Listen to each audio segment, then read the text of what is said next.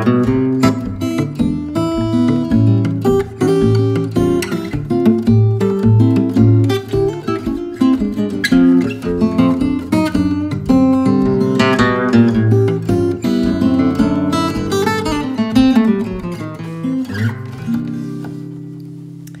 hey there, everybody. I'd like to introduce you to my new guitar, my new old guitar, I should say. This is a Gibson L00 from 1942, 1943 maybe. So it's about 80 years old. It's really quite incredible. This is just a great instrument. It plays so well. I bought it just a few days ago at Carter Vintage Guitars. They asked me to come in and play some vintage guitars to record some video demos for them. This is the second time I've done that. And it's the second time I've gone back a few days later and bought one of the guitars. So they know who to call when they need to offload a few instruments. No, I'm really grateful I had the chance to pick up this guitar. It really is a great instrument. I'm excited to get some good use out of it. I did make a PDF for you to download if you're interested of all the guitars and amps, pedals, strings, picks, capos, microphones, cameras I use to film my videos. There's a comprehensive list of all the gear I use, and I've never really put it in a document like this before. So you can download that for free down below if you'd like. You do have to put your email address in, but it'll be worth it, trust me. And I hope you check that out and enjoy it if you're curious as to what kind of guitars and amps and whatnot I use. So a few things about this guitar.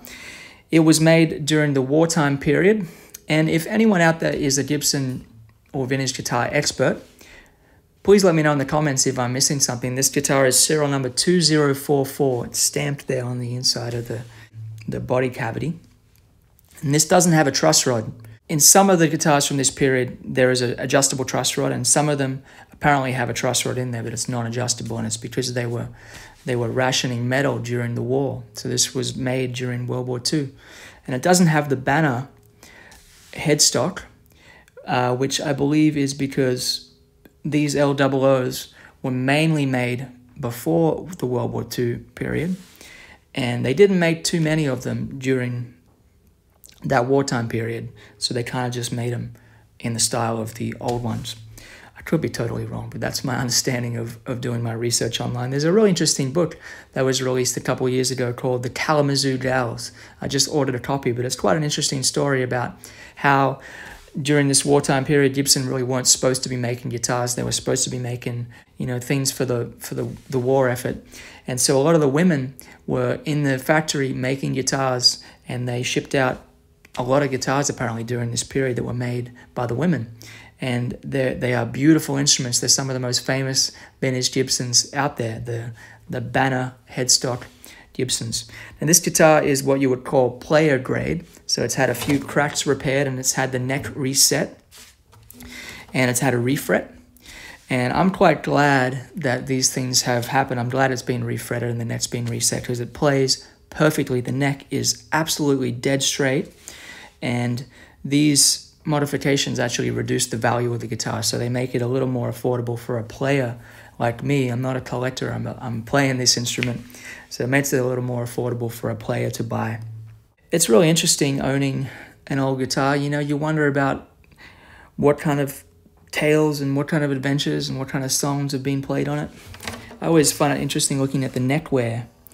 There's a lot of neck wear here in the middle of the guitar. There's not too much down here. So I wonder who owned it. Maybe someone out there did. So let's take a listen to the way it sounds.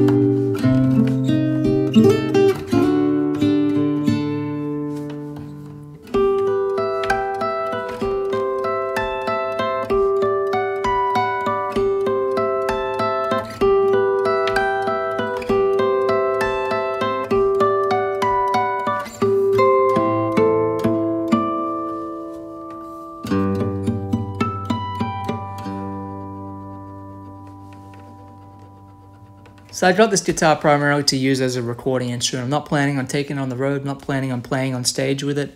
As many of you know, I play Maton guitars, and I love Maton guitars. And in fact, Matons remind me of these old Gibsons a lot. One time at Carter Vintage, I played a Sunburst Les Paul, which is like the holy grail of guitars. And I was like shocked because the neck felt exactly like my favorite Maton guitars. And I know that Andy Allen, the fellow who builds my guitars in the Maton Custom Shop, I know that he is a big Les Paul fan, so perhaps he kind of was inspired by those Les Paul necks, but it feels just like my Matons. It's a similar body size to my JR Signature guitar here, which is floating around somewhere. But I'm planning on using this guitar in the studio. The reason I bought it is because I'm working on a collection of solo fingerstyle guitar songs that I'm going to put on an album of original material. And when making a solo guitar album, it's nice to have a couple of different instruments at least that sound a little different, because otherwise it's just kind of this same type sound on every song, and it's just nice to change it up a little bit. So that's the main reason I got this guitar, is to have a bit of a different voice to my Matons. This has a darker, kind of musty old dry sound. It's great for the more bluesy type tunes, and my Matons have a brighter, more kind of high fidelity sound, I would say. So I hope you found this video interesting. Let me know in the comments if you did.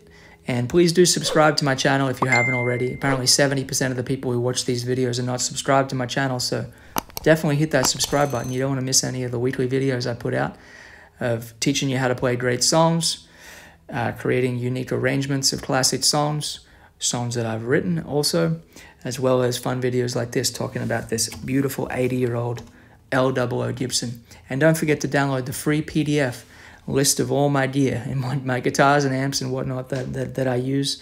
Anyway, thanks for watching and take care out there. All the best.